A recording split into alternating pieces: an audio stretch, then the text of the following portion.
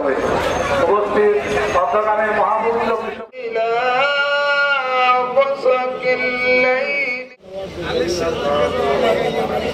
أقم الصلاة لدلوك الشمس إلى غسق الليل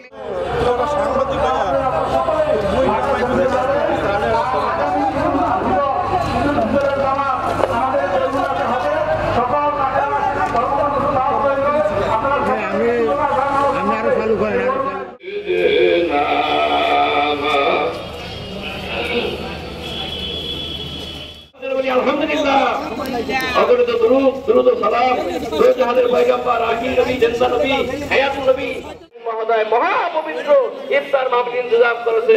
যে আল্লাহ আমাদেরকে বিপদ দিয়েছে সে আল্লাহকে বেশি বেশি ডাকবো। আল্লাহ পাক ওলি আল্লাহর উসিলায় আপনাকে আমাকে ক্ষমা করবেন। ঠিক না ঠিক? তোমার আমার বন্ধুরা আমার আজকের ইফতার মাহফিল ইন্তজাম করেছে জাকের পার্টি করতে গিয়ে তো জাকের অর্থ জিকির করনেওয়ালা, যিনি আল্লাহকে স্মরণ করে আমরা সবাই হচ্ছি জাকের। ঠিক না ঠিক? এই ধারাবাহিকভাবে সারা বাংলাদেশে প্রতি জেলায় জেলায় প্রতি থানায় থানায় আজকে ইফতার মাহফিল ইন্তজাম করা হয়েছে। এখন যে খোদাই গজব শুরু হইতেছে, এই খোদাই গজব থেকে যদি বাঁচতে হয়, এই দেশে ইসলামের দাওয়াত দিয়েছে ওলি আল্লাহ সকল ওলি আল্লাহ।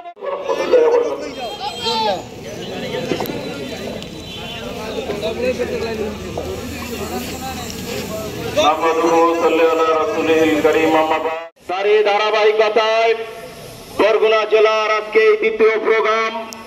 আজকে যারা উপস্থিত রয়েছেন, আমি আপনাদের উদ্দেশ্যে জাকের পার্টির মাননীয় চেয়ারম্যান মহোদয়ের পক্ষ থেকে আজকে তিনার পানিগুলো আমি আপনাদেরকে শ্রবণ এবং জানিয়ে দিতে চাই।